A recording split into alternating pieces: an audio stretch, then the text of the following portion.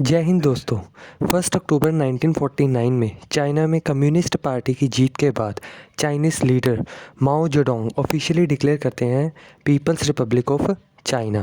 माओ Zedong जो कि one country one culture and one nation के प्रिंसिपल पर बिलीव करते थे, उनका मानना था कि तिब्बत मेनलैंड चाइना का ही एक इम्पॉर्टेंट पार्ट है एंड वो आज नहीं तो कल तिब्बत को चाइना में ही इंटीग्रेट कर लेंगे। लेकिन दूसरी तरफ तिब्बत जो कि पिछले 40 सालों से एक आज़ाद देश था, वो चाइना के इस क्लेम को कोई खास इंपॉर्टेंस नहीं देता था।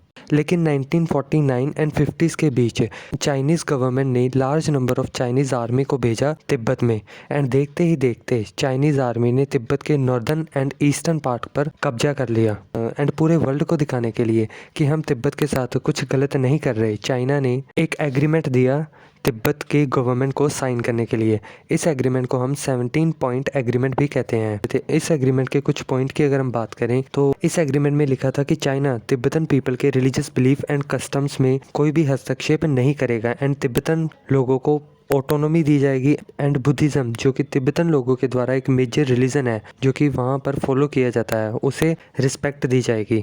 एंड उसके बाद 24 अक्टूबर 1951 को तिब्बतन गवर्नमेंट को फोर्स किया गया ये 17 पॉइंट एग्रीमेंट को साइन करने के लिए एंड उसके बाद दलाई लामा के द्वारा भी इसे रेटिफाई कर दिया गया। लेकिन इस एग्रीमेंट में जो कमिटमेंट थी वो ऑन पेपर ही रही। चाइना लगातार इन कमिटमेंट को ब्रीच करता रहा, जिसके कारण तिब्बतन लोगों में चाइना के प्रति गुस्से की भावना थी। इसी का रिजल्ट ये था कि 1959 आते आते तिब्बतन लोगों में डिसकंटेंटमेंट इतना अधिक बढ़ गया था कि उनमें फुल स्केल अपराइजिंग देखने को मिला एंड इस अपराइजिंग को दबाने के लिए चाइनीज़ गवर्नमेंट ने चाइना में मिलिट्री के नंबर और अपनी मूवमेंट दोनों को तेज कर दिया। हालात इतने ख़राब हो गए थे कि चाइनीज़ सोल्जर तिब्बत की कैपिटल लहासा तक पहुंच गए थे एंड उस टाइम के 14th दलाई लामा जो कि लहासा में रहते थे, उन्हें इनसिक्योरिटी के कारण तिब्बत को छोड़कर वहां से जाना पड़ा। इस न्यूज़ को सुनकर चाइनीज़ गवर्नमेंट ने दलाई लामा को ढूंढने के लिए चाइनीज़ सोल्जर्स को भेजा एंड चाइनीज़ हेलीकॉप्टर्स भी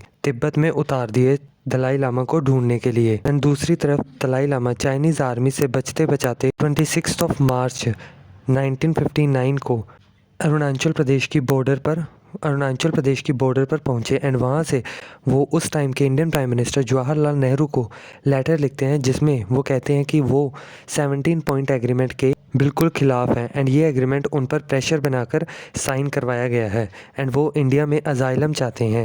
इस लेटर को पढ़कर जवाहरलाल नेहरू ने दलाई लामा को पूरे आदर से इंडिया में एंटर करवाया एंड 31 मार्च 1959 का वो दिन जब दलाई लामा इंडिया में एंटर किए थ्रू अरुणाचल प्रदेश।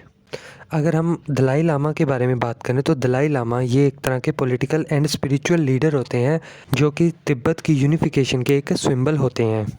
ये तिब्बत की हाईएस्ट रिलीजन अथॉरिटी होते हैं एंड तब से लेकर अब तक दलाई लामा इंडिया में ही हैं एंड इंडियन गवर्नमेंट ने 2 सितंबर 1960 को तिब्बतन पार्लियामेंट को इस्टेब्लिश किया हिमाचल प्रदेश के धर्मशाला एरिया में।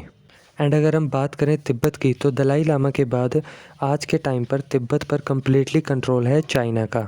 एंड आज के इस वीडियो में इतना ही। आई होप ये वीडियो आपके लिए इन्फॉर्मेटिव रही होगी। ऐसे ही इन्फॉर्मेटिव वीडियो के लिए चैनल को सब्सक्राइब एंड वीडियो को लाइक करें। Thank you so much.